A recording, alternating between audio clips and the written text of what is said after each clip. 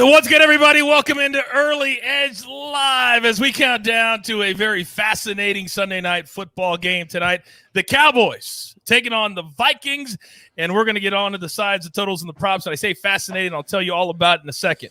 But sometimes you've got these days in the NFL that are upside down, that make no sense, that get at you emotionally. Today was one of those days. The teams that were supposed to lose won, and vice versa. The teams that weren't supposed to score did. We're going to talk all about it right now. Also, we need you to pound that like button because we want to change some lives and give away some SportsLine memberships, but also a lot of props right now. As you will notice, for the Cowboys are not up right now. As soon as they come up, we will get into that as well because Dak Prescott is not active tonight. And that is a humongous storyline for tonight. But I got to talk about all these games today. Let's bring in the stars of the show. Now, this morning, he couldn't be on the show, and it absolutely destroyed him. But we fixed his stuff. He's back. Mr. Prop Stars, Alex. Good evening, sir. How are you? I am well, Coach. Good to see you, Mikey. Yeah, this has been a weird day of football. Unfortunately, it's my first losing Sunday of the season, but I'm ready to put it all in the rearview mirror and have a big Sunday night, gentlemen. Well, if you have 7 winning Sundays out of 8, I think I would take that. Mikey, how has your day gone, sir? It's been a wide range of emotions. Big roller coaster day. Absolutely crushing it. Best week of the season in DFS, and one of the worst weekends of the season so far on the betting side. Obviously, very funny because it's coming from the same simulations, the same model. Just one of those days where, because of the pricing in the betting market, the pricing in daily fantasy, you land on certain plays in one spot, other plays in other spots, and they just did not go my way.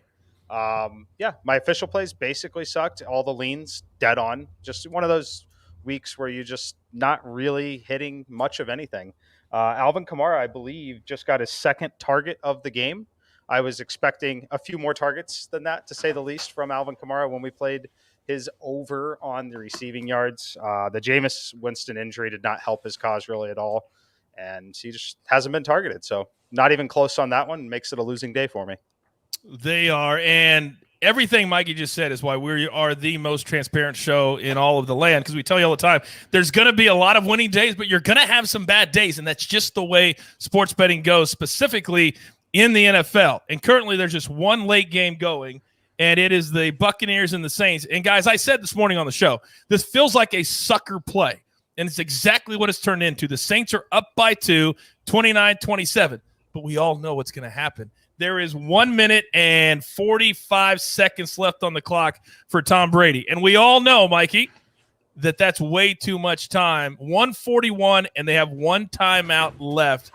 This, to me, I got to give the Saints a lot of credit, guys, because I didn't think they would be able to stay close at all, and they absolutely have. Mike, what did you think about this game?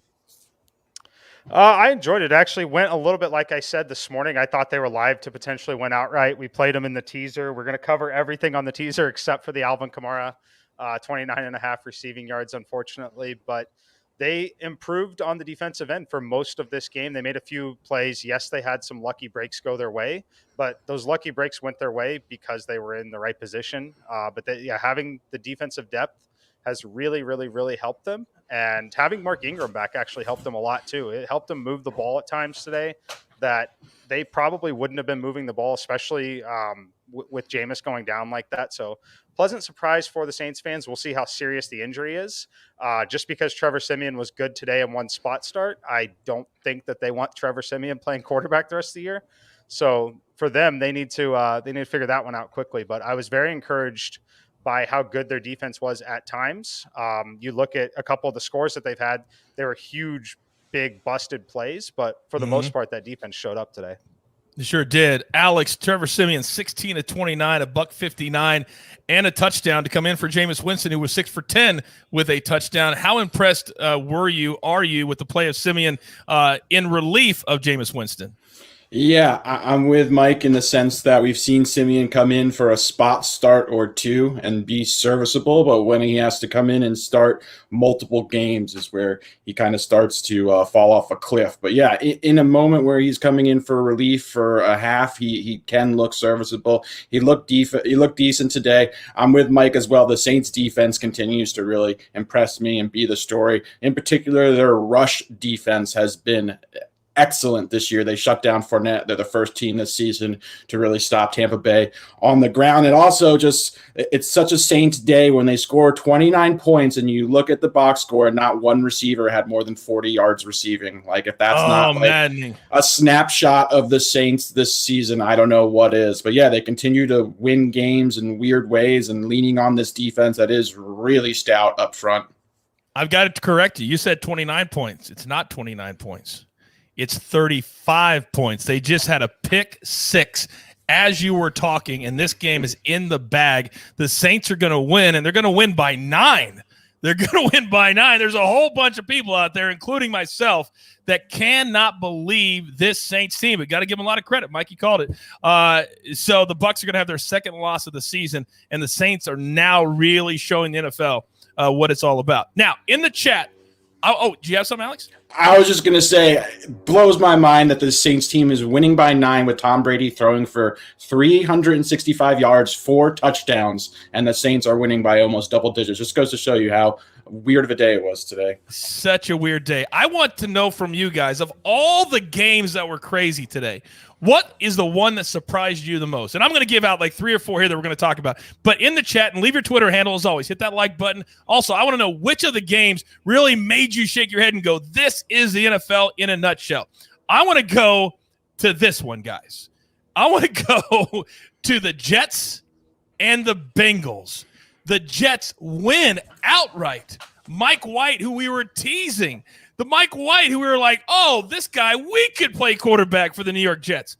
All he did today was go out and throw 37 of 45. I know that's a prop you actually won, Alex. 405 yards, 3 touchdowns, 2 interceptions, 34-31. And I guarantee you there's a lot of survivor pools out there, Alex, that are busted today. Yeah, I watched this game because I had the Mike White prop. I was heavily invested in it.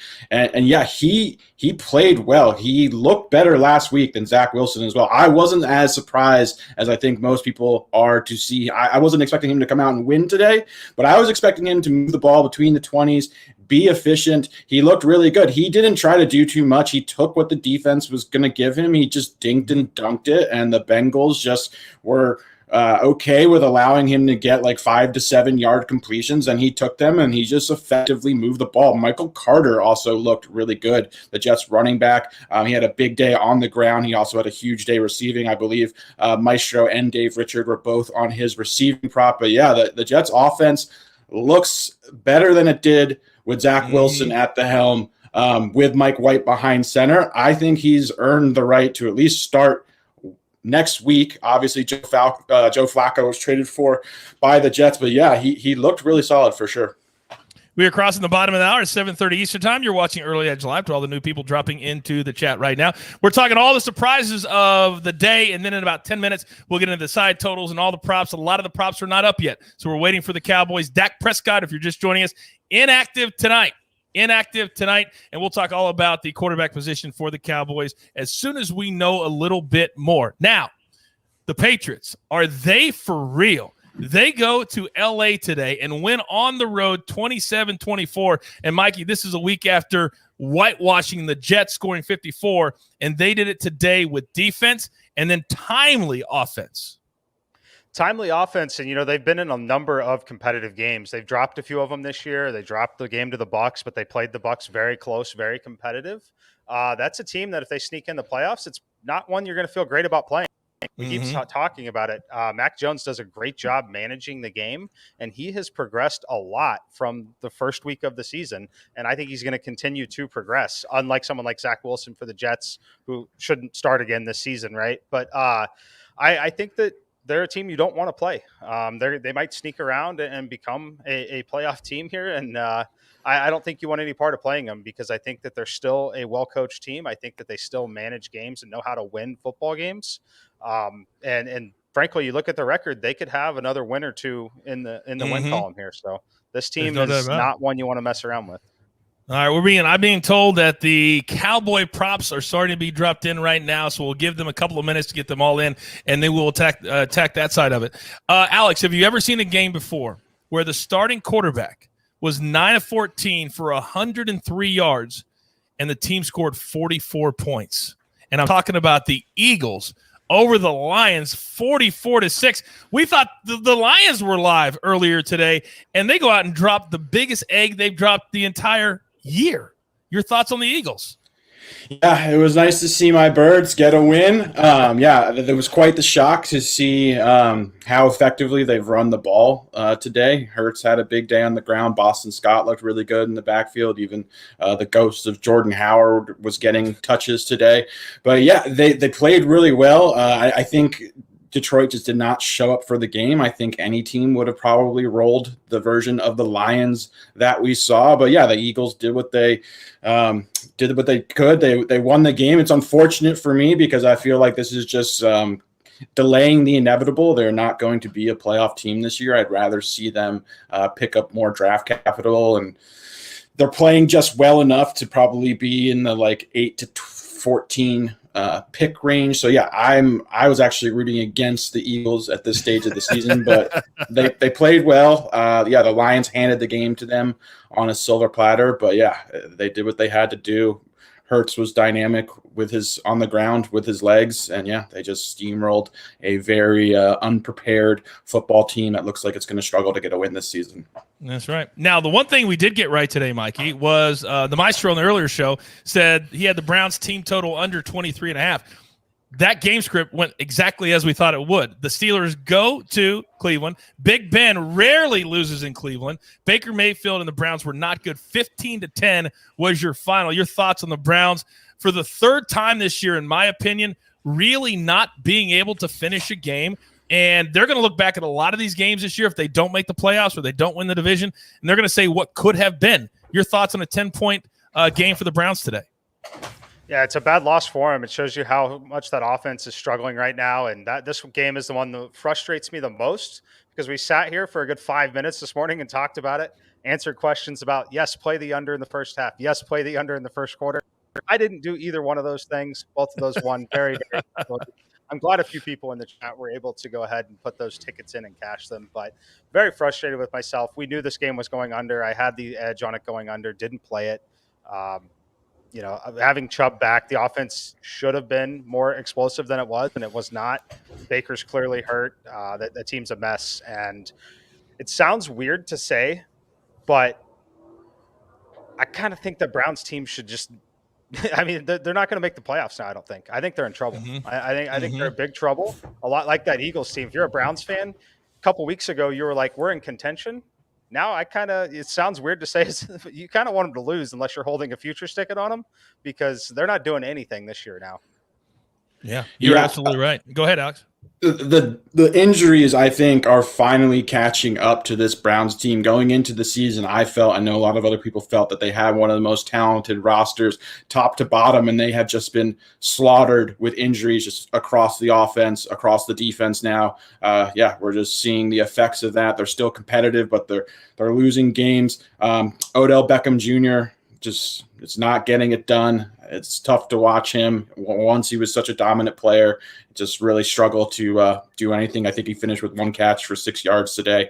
And then on the other side, I have to hand it to Pittsburgh. I've been impressed with Pittsburgh. They're grinding out games. They're relying on Najee Harris, who looks better and better every single week. I faded him this week. It was a mistake on my behalf. I thought the Browns going into this game had this first or second rush defense and EPA, a lot of the advanced metrics, the Browns defense has just been phenomenal. But yeah, Najee Harris continued to look really good. They're leaning on him heavily, and it's paying off for Pittsburgh. And they're a very balanced offense, and the defense is always pretty solid. So yeah, I'm impressed with Pittsburgh, and as much as I'm disappointed with Cleveland.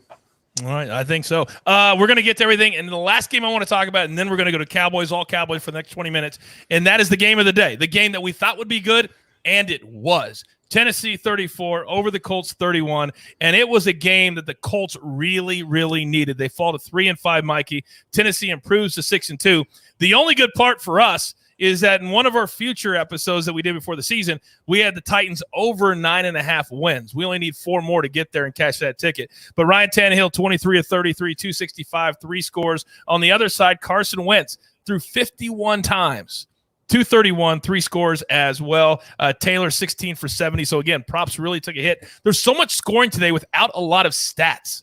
You don't normally see that. And so it's very frustrating when you handicap because you're like, what did I do wrong? Well, we didn't do anything wrong, right, Alex? It's just one of those days all the way across. Your thoughts on Tennessee coming back from 14 down? I want both of you to talk about it, and then we'll jump into the Cowboys. Yeah, no, I was really impressed. It was also impressive to see a game in which Henry really couldn't get going. The Colts did a really good job of shutting him down. I had a feeling they would, or at least they'd be able to slow him down a little bit. They played him very effectively. And yeah, Tannehill came back down double digits. He looked composed. A.J. Brown right now is one of the most dominant receivers in the NFL. He looked absolutely spectacular. He's a man amongst boys. He is going to have a massive second half to the season. We're seeing him live up to a lot of that hype where a lot of people thought coming into this year he would ascend into that elite wide receiver 1 category. So, yeah, this is a very explosive, very dangerous offense. If Julio comes back healthy, they are going to be a very tough out for anyone, even the league's best team. So, yeah, I'm very encouraged by Tennessee. If they can get their defense to show up a little more, they are going to be a Super Bowl contender. Mikey, your thoughts on the Titans? Yeah, I think honestly, we say this every week about the Colts, and at some point maybe we have to stop saying it. But they're a better team than their record indicates. Carson Wentz cannot get out of his own way to make it's not that he makes mistakes; he just makes the most costly mistakes out of anyone I've really seen from watching them. I missed my teaser leg with the Bears. I did get the teaser leg with the Colts at 7.5, getting that number, but.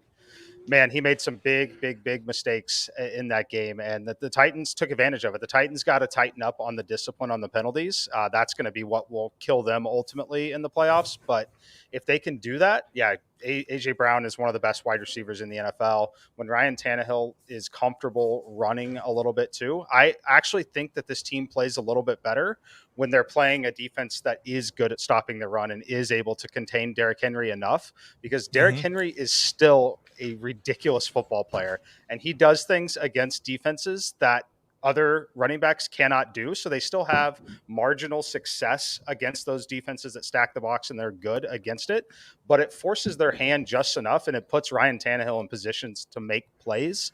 And I think it's fantastic for him. So I don't know if they need to just play on the road or if they need to be playing these better teams and be playing as underdogs. But when they do, this Tennessee team is absolutely dangerous, and they're only going to get more healthy as the season comes to a close.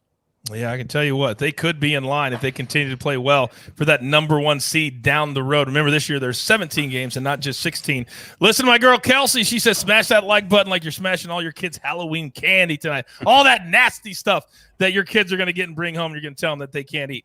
All right, let's get into the game tonight. And this is so fascinating when you look at what's going on. And we didn't know, normally a quarterback's not playing a day, 2 days, even 3 days before. Not today. So a lot of these numbers, a lot of these props weren't up. The line has moved so much. So here's the line we're going with. The Cowboys +4. So the Vikings -4 at home. And the total is sitting at 49.5. Cooper Rush starting at quarterback for the Cowboys tonight. So let's talk side first. Is that number accurate? Too low? Too high? Mikey, let's start with you. I think it's getting close to accurate. I would make it about -5 to -5.5, which is just a massive move from where it was. We talk about how much does a player make to the spread quite often these days because the injuries are just so frequent in the NFL. The quarterback is, without a doubt, the most important position on the field, and it's really not close. A normal starting quarterback, just league average quarterback, is going to be about 3.5 to 3 in most situations. Dak, we have priced basically as one of the better quarterbacks in the league. Cooper Rush, we don't have much data at all here, but we don't really have much to indicate that he's very good. This Dallas team is obviously 100% banking on Dak Prescott being healthy and playing. If he's not, the season is just simply over for them unless they make a trade or go out and get somebody. The drop off here, it's a full touchdown from Dak Prescott to Cooper Rush. The computer simulations, all of those things, will probably tell you that you should start to back the Cowboys as it gets to 5. It's just a matter of, do you want to trust it? Should you trust it? Probably. The issue with trusting it is when we say trust it, when we play underdogs, when we do all these things, right? We typically think baseball. When you do this in baseball, you have that situation presenting itself time and time again. So you can continue to invest in it many times. We're not going to have the opportunity to invest in the backup quarterback for Dak Prescott very often. So while the computer might say that there's some value at 5, I'm not going to fault anyone for sitting that one out, because you're only going to have one opportunity to recognize that value here. And I don't feel good about it at all. Alex, on your side of thing, we'll get to the props in a second, but the way the line has moved, and Mikey just did a great job of describing it for us. When you look at the game script and the fact that this is probably the one team that is a Super Bowl contender with their starting quarterback, and absolutely is not even close without their quarterback, but they're the one team that needs it more than anything because they're America's team. And so a lot of people are still going to bet the Cowboys despite this. Do you believe that? Yeah, I mean, the Cowboys just typically have a lot of support, obviously being America's team. But yeah, this completely changes the complexion of the game. I think Dak is as important to the Cowboys as any quarterback is to his team. We've seen, not this exact team, but versions of the Cowboys. We have samples of Dak without them, and it's been pretty miserable. So yeah, I think Dak is very hard to find a supporting argument to back the Cowboys without Dak, even 5-6 points as far as I'm concerned. Obviously, I spend almost all of my time focused primarily on props, but yeah, I'm coming up short of any way to really back the Cowboys at 5 or 6 points without Dak. All right, so I have a question for you. It's kind of about game script and props. So, AB, if you can bring up the Brett question. And I thought this was a very, very good one. He says, hey, Coach, should I play Elliott and Pollard with my Viking stack in cash games? I feel like with no Dak, it's going to be a 2 running back kind of game and limited shots down the field. I'd love to get both of your takes on this question. Thank you, Brett. Yeah. Sorry, I ahead, just assumed I'm so distracted doing the DFS for SportsLine right now. I'm putting it up on the site, but I do have a lot of Zeke and Pollard together. I think both backs are going to have to catch passes out of the backfield. It should be a massive, massive check down night to both of the backs, the tight ends. So yes, I think it's totally fine to play them. There's not going to be much of a negative correlation, in my opinion, between the two, because I think that they are going to see enough volume. Alex? Yeah, I completely agree with Mike. I know this is a different team, but the way we saw Green Bay without Devontae and all his receivers and how they just leaned heavily on A.J. Dillon and Aaron Jones on Thursday night, I'm expecting a similar type of game plan where the Cowboys just lean heavily on Pollard and Zeke. I think they're both going to get a ton of work. They're both going to be involved as pass catchers. Both have shown a lot of receiving chops this season, especially Pollard. So, I expect them to be the focal point of the Cowboys' game plan, to lean on them even if they're down. I feel like the running backs are going to be, heavily involved in the game plan. All right, so we say yes to both, but then there's the all-important numbers, right? So let's get into the props right now. It's about 7:45. We're only going to go about 15 more minutes because we know a lot of you need time to get your plays in because they came up so late today. So let's go directly to Ezekiel Elliott and Tony Pollard. The number for Elliott over 74.5. It's juiced, though, at -134. And then Tony Pollard over 41.5 at -112. So, Alex, let me go to you first. Do you like either one of these numbers at that price? I prefer Zeke. I would rather see him a couple yards higher at like -110 or -115. I feel like they've been preserving Zeke this season. They've done a really good job of mixing in Pollard a lot. Obviously, Zeke's a veteran at this stage in his career. He's acknowledged publicly that, he needs to be he can't handle 35 touches a game, or it's just not good for his longevity and his long-term durability, that he needs Pollard to mix in to keep him fresh, to keep him explosive. I feel like this is a game where I could see them actually leaning on Zeke. He is the more dynamic runner. They have saved him for spots like this. So I could really see Zeke getting a very heavy workload tonight. I feel more comfortable backing him than Pollard personally. All right. Mikey, what do you think about Zeke and Tony Pollard's numbers? I mean, I would lean towards the over on both of them. I just think they're going to have a ton of opportunity. I would actually look at some of the receiving numbers more than the rushing. I think that they're going to have opportunities to catch passes there. As far as Pollard, though, I do think Pollard's still going to work his way onto the field. And in this scenario that this thing just gets ugly, it's going to be the Tony Pollard show, which, while I know the spread's only 4.5 points, like the range of outcomes in this game are significant because we have no clue what we're getting with Cooper Rush here. So I think Tony Pollard's going to be on the field. I do think this is a spot where they're going to end up using him a little more than they have in recent weeks. So I would lean over on both of them. I haven't seen the numbers on the receiving props yet. Perhaps we can Elliott's 15. Elliott's 15.5. I don't have a Tony Pollard number, but Elliott's 15.5 minus 127. And AB, is there a Tony Pollard number there? I can hardly make those numbers out. 12.5. All right, 12. That seems low. That does. Yeah, I would take the over on both of them, frankly. Same. Okay. All right, so 12.5 for Pollard. Take the over, guys. And Elliott at 15.5. He doesn't catch that much. Would we stay away from him, or do we like him too? No, I like his over for receiving as well. I think he's actually shown pretty solid receiving skills this season. They've used him. They started to use him a lot more the past 2 seasons as a pass catcher. Yeah, he's got some chops there. So yeah, I like both of those plays as well.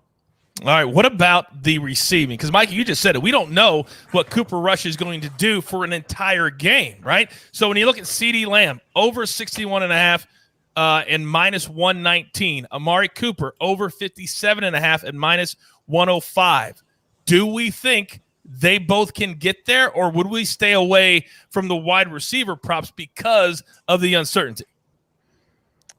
I would stay away from them. If you're going to look at over props for receiver pass catchers, I would look at the tight ends, particularly Dalton Schultz. Maybe Blake Jarwin gets some more run. And then dig a little deeper, potentially Cedric Wilson. The thing that I like to keep in mind, I know a lot of people that followed me for a while know this too. When we get to primetime games like this, and when we get to like a backup quarterback, Chief, leave me alone, buddy. I like to look at wide receivers that he's had some chemistry with, who would likely be taking reps from them in practice. So it's going to be typically fringe wide receiver 3-4, especially in offenses like this that use a lot of tight ends and the running backs. So that's going to be Cedric Wilson. It's going to potentially be Noah Brown in this game, potentially Blake Jarwin. But we're just so blind in this spot because we really don't have any clue. Normally in these spots, we've seen even a half or a quarter or some sort of work. We really don't have any sample size at all here. So if you're someone that's plugged into what practice and stuff looks like, I personally am not that plugged in on this team specifically. But if you know of which receivers get the work with them and take those reps, I know in this week he's obviously taken reps with the starters, but I'm still looking for a lot larger sample size than that. And it's typically going to be someone like Cedric Wilson, like Noah Brown. And the beautiful thing about taking their props, if you can even find them, is they're typically low enough that you're getting them in one catch. All right, very good. Alex, your thoughts before we go over to the Viking side? Yeah, I echo Mike's sentiments regarding just not having seen Cooper Rush, not knowing any of his tendencies, not having any idea of how he's going to look. He's been in the league for 4 years and he's thrown 3 passes in his career. So yeah, just simply not enough data to make a really educated decision on which wide receiver or any Cowboys receiving props outside of the running backs. Yes, I'm personally staying away from all Cowboy receivers. All right, very good. I actually needed a laugh tonight because I feel like I'm a little bit down because of the day that we've had. Dan in the chat says, am I worried about the spread in this game? Yes, but still more worried about the kids trick-or-treating Uncle Dave's neighborhood tonight. If anybody has seen the Early Edge show, we don't know what he was dressed up as. He kicked a field goal. I don't even know if he hit the prop, to be honest. I was so horrified by what I was watching. But that's really funny. Thank you, Dan. We needed a good laugh tonight. We really, really did. All right, let's go to the side that we do know, the starting quarterback. We do know the names that are going to be running and catching the ball. So, Kirk Cousins, his total passing yards, 282.5, and it's juiced to minus 118. Alex, your thoughts on Kirk Cousins? So, yeah, obviously we have a lot of data on Kirk Cousins, but, yeah, losing Dak in this game not only has a massive impact and effect on the Cowboys offense, but it also it thwarts things for the Vikings offense as well. To me, it's going to completely change the most likely game script, where it was going to be potentially a high-scoring game where Minnesota would be forced to throw the ball a lot, I think, versus this Cowboys team having a quarterback as inexperienced as Cooper Rush.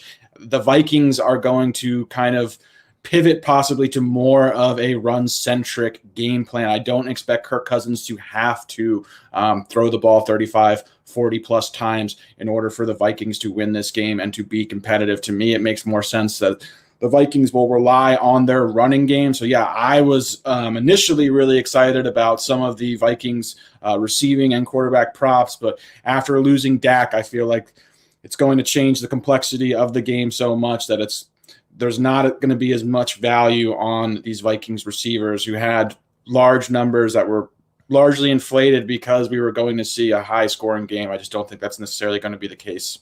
So thank you, Dak Prescott, for ruining the entire game for us. We can't even play either side. Now, one play that we might want to make based off of what Alex just said, Mikey, is Dalvin Cook over 86.5 rush yards at -113. Your thoughts? So I lean over. I do lean over. Again, I worry about the game getting out of hand a little bit. I worry about Alexander Mattison taking a few of the snaps if the game gets out of hand. I do have this number at 94 in the simulations here that I'm looking at. So lean over if you want to. It's still a big number. He can definitely get there. I think it's kind of fragile because I do think, just like Tony Pollard, I think Tony Pollard's going to get some work on the Dallas side. It wouldn't shock me at all if they know this game is comfortably in hand, considering the injuries that Dalvin Cook has had and where this team is at this point in the season. It wouldn't shock me at all if Madison earned a few extra snaps in this one. So I lean over. I definitely haven't played it, but I definitely lean over on it. Alex? Yeah, is this a good time to give out my official play from this game because it's on Cook? I was actually just going to ask you about that. Seamless. Go ahead. Yes, what do you got? Yes. So, yeah, my official play actually is on Dalvin Cook. That's the one thing I do have some confidence in tonight is Dalvin Cook's involvement. So I am backing him, but I am backing his rushing attempts over 19.5 rushing attempts. Cook has had at least 20 rushing attempts in 3 of 4 games this season. His single miss was a game against Cleveland in which he handled only 9 rushing attempts but didn't play practically at all in the second half of that game. He aggravated an ankle injury that he had coming into the game. He's healthy coming into this game. The Vikings are coming off of their bye week. So, yeah, he's fully healthy. I expect a very big workload for him. No Dak to me means the Cowboys are very likely to have trouble sustaining drives in this game. I can see the Vikings potentially winning the time and possession battle, which I think also further kind of backs this play. Furthermore, in games that the Vikings have won this year and last season, Dalvin has gone over this total in 6 of 7 games and is averaging 26.8 carries in Vikings wins over the last 2 seasons. So, yeah, I actually really love this prop. Dalvin Cook over 19.5 rushing attempts. I think he's going to be the focal point of this Minnesota offensive game plan tonight, and I think he's going to get a ton of work. All right, very good. That is an official play. We have Sean, a couple others asking if all of these we're talking about are official plays that we like the over. We're really staying away from almost everything tonight, and hopefully the information that you're getting can lead you to understand that sometimes the best thing to play is not to play anything at all. There's so much uncertainty that, yes, we're saying we're leaning, but we're not giving out any official plays except for the one that Alex just gave. Now, Tony, my girl Tony, in the chat, Mikey, if anybody's going to put Jay Smooth in his place, it's going to be us. But she says, Jay Smooth, there is no crying in football.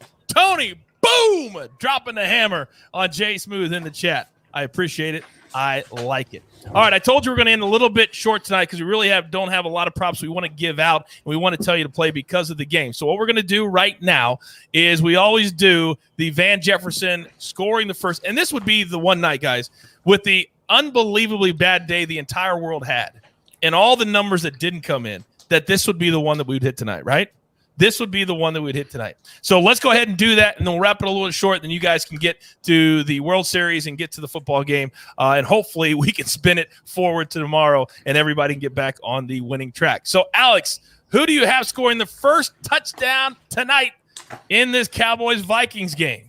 So I'm going KJ Osborne, coach. I saw him last at plus 1,200. I actually was on his prop prior to when I was expecting Dak to play. So I'm pivoting off his prop. I'm instead going to him for the first touchdown for the Van Jefferson Memorial. The Cowboys have the 30th ranked pass defense this season. They're surrendering 311 yards per game through the air.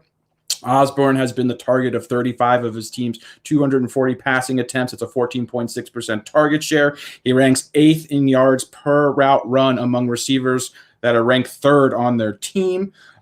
They feel very comfortable with Osborne. perhaps coupled because of Irv Smith injury. The Vikings are playing a ton of 3 wide receiver sets this season. The Vikings are also much more aggressive throwing the ball when Osborne is on the field. He has 276 snaps from the receiver position. 60% of them have come out of the slot. The Vikings, he's likely to see a lot of Jordan Lewis, who is the Cowboys nickel corner, who has just been dismal in coverage. So he's got a very favorable, advantageous matchup, which is why I liked his prop prior to the Dak news. The Cowboys are allowing the 3rd most yards per game to the wide receiver position. He's got 2 touchdowns on the season, including a overtime touchdown 2 weeks ago versus the Panthers, which was like a walk-off game-winning touchdown. So, Kirk Cousins feels very comfortable with him, trusts him a ton. I've been very impressed with KJ Osborne, so I'm rolling with him. I like it. All right, Mikey, I'm coming to you. But real quick, AB has put in an official play that we want people to get in right now. Kirk Cousins over 24.5 completions based on his success against man coverage, plus an additional few possessions with Prescott out and using the short pass game as the run game. We love this play. AB, it's an official play on the show. Over 24.5 completions for Kirk Cousins. All right, Mikey, who do you got tonight scoring the first touchdown of the game? I'm going to go with Minnesota Vikings in this one as well. I just can't take the Dallas side of this one. So I'm going to take Tyler Conklin. 18-1 plus 1,800 here. I think this is a great spot for him. I like his involvement in this offense, especially in the passing attack. I do think that the first score will come through the air from Kirk Cousins here. So at this number, it's the best value on the board. And we don't even have a 3,500 to 4,000 shot to take in this game, unfortunately. If you want to take the Dallas side, there's the guy that I'm playing DFS tonight is still going to be Tony Pollard. I do think he's going to be on the field. He's a playmaker, and when you have uncomfortable situations like he's got, I think he's going to find his way onto the football field tonight. Could be very, very, very wrong about that, but I think that if you like the Dallas side, it's either him or Cedric Wilson if you're going to be looking at that. And I'm going to throw out, just because his number went up because of the lack of confidence in the Cowboys, Amari Cooper's plus 1,000. That would be, it's as good a chance as any of the Cowboys, I think, except for the 2 that you mentioned, because you're a lot smarter than I am when it comes to this kind of stuff. So I'm going to say Amari Cooper plus 1,000. All right. So it is that time of the show. AB, what's the official recap? And I know it's a very, very short one tonight because we had to be very disciplined, unlike the rest of the day. So Dalvin Cook over 19.5 rushing attempts for Alex, and then AB, Kirk Cousins over 24.5 completions. We implore you, try to stay away from the Cowboys props. And to be honest, as Alex just said, they affect the Vikings props as well. So we're just staying away and enjoying this game for what it is. And to be honest, I'll be watching the Astros anyway. All right, so we end every single show with my guys giving a 30-second take on what they're most looking forward to tonight. Alex, what do you got? Coach, you say it all the time. Sometimes the best bet is no bet. This is one of those nights. I do have a play that I like. I am backing, but there's not a lot else. Usually I have multiple plays that I'm playing privately in every game. This is one where I just have one. And I would just say this is a game to err cautiously. We don't have a lot of data on Cooper Rush. We don't know what this game's really going to look like with him behind center. So just tread carefully, enjoy the game, and Cool. Mikey, bring us home.